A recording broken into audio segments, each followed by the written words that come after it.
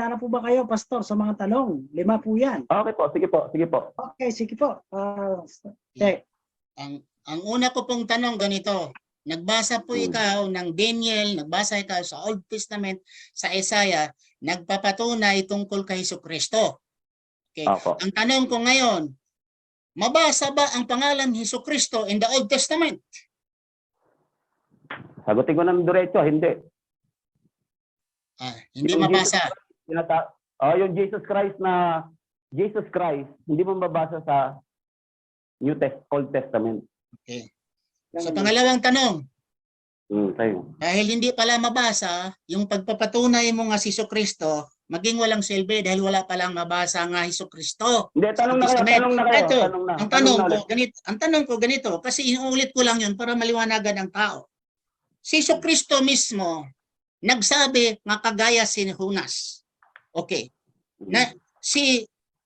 You are quoting about Lucas, Marcos. Doon ba si Marcos at si Lucas yung napako si Jesucristo? Okay, sige. Wala. Wala. So ginagamit mong Wala. ebidensya, sinulat ni Marcos, sinulat ni Lucas. Dalawa. Wala pala sila doon. Okay. Gamitin na natin lahat ang mga disipulo. Ayon sa Marcos 14:50, all the disciples of Jesus Christ forsook him and fled. Tumakas lahat ang mga disipulo. Ang tanong, sino ang disipulo nga naka-witness sa pagpako ni Jesucristo dahil ang Biblia nagsasabi nga lahat ng mga disipulo ay tumakbo. Sino ang nandoong nakakita na pako si Jesucristo na kanyang mga disipulo? Ito pong sagot dyan. Kailan ba sila tumakas? Nung napako o nung inaresto? Tumakas sila nung inaresto ang Panginoon. Hindi nung pagkapako. Di ba? Mababasa yan. Nung inaresto sila, doon sa account ng John, inaresto ang Panginoon, andyan na yung mga Roman, kasama yung ibang mga Pharisee at yung false witness, yung ibang mga disciple, yung mga disciple tumakas, they were scattered. Tumakas sila nung pagka-aresto, hindi sila tumakas doon sa pagkapako. Nakita nila. Okay. Yung pangyayari. Next question. Pangapat. Pangapat. Nabasa sa Marcos na tumakbo silang lahat. Sabi mo, nandoon sila, bumalik sila or nandoon sila. Saan mabasa?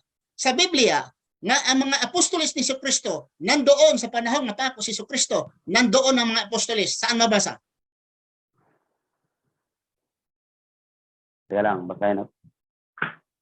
Andyan po sila. Sabi dito sa Basahin. Luke chapter 23 verse 49. Basahin po natin. Luke chapter 23 verse 49. Basahin natin. Luke chapter 23 verse 49. Anong sabi po diyan? When they which were about him saw that he would when they which were about him saw what would follow, they said unto him, Lord, we smite, shall we smite with the sword? Sabihin po rito mga kapatid, ay 23 pala, hindi pala 22. 49. Ang sabi, and all his acquaintance, nabasa mo rito? And all his acquaintance, at ang lahat ng kanyang kasama at ang mga babae na sumunod sa kanya galing Galileo ay nakatingin sa malayo, nakikita ang mga bagay na ito. Sabi po rito, at ang lahat ng kanyang mga acquaintance. Objection, moderator. Objection, moderator. Sige po. Ang tanong ko kanina, saan mabasa sa mga apostoles ni Jesucristo nga nandoon na sila? Bumasa siya sa Lucas. Si Lucas ay hindi po apostoles. At the record of the 12 disciples, si Lucas ay hindi po siya apostoles. Bakit ang kanyang pagpapatunay, binasa niya ang tao nga hindi apostoles? Teka lang po. Objection ko. Sandali, objection ko yan. Kinig ka muna kasi nag-object ako. Mr. Moderator, nag-object ako.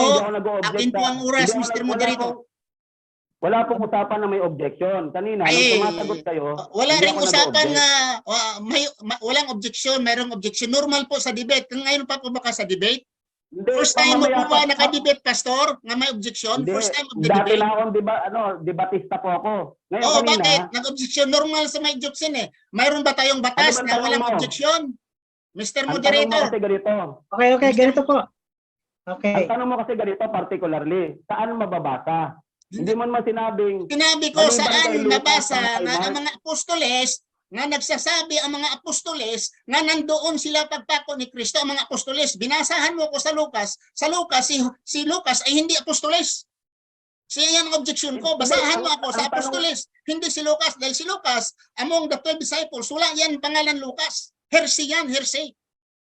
Ay, hindi. Okay po. Isa pang ano dyan, ang ano kasi dyan, ang rules kasi dito, saan mo mababasa?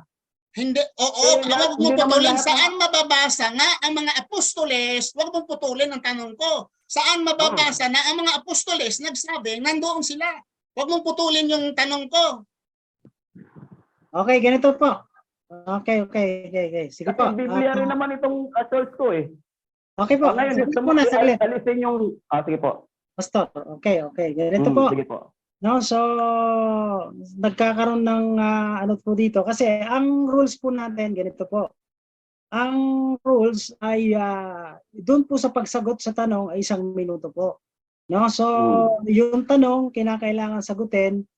Ngayon kung yung pagtatanong ay mali o kaya yung sagot ay mali, siguro bigyan na lang natin ng panghuling katanungan si Sheikh Ibrahim kasi nga po, yung pagtanong po ay yung pagsagot ay 1 minuto. So, wala tayong magagawa kung yun po yung sagot ni Pastor.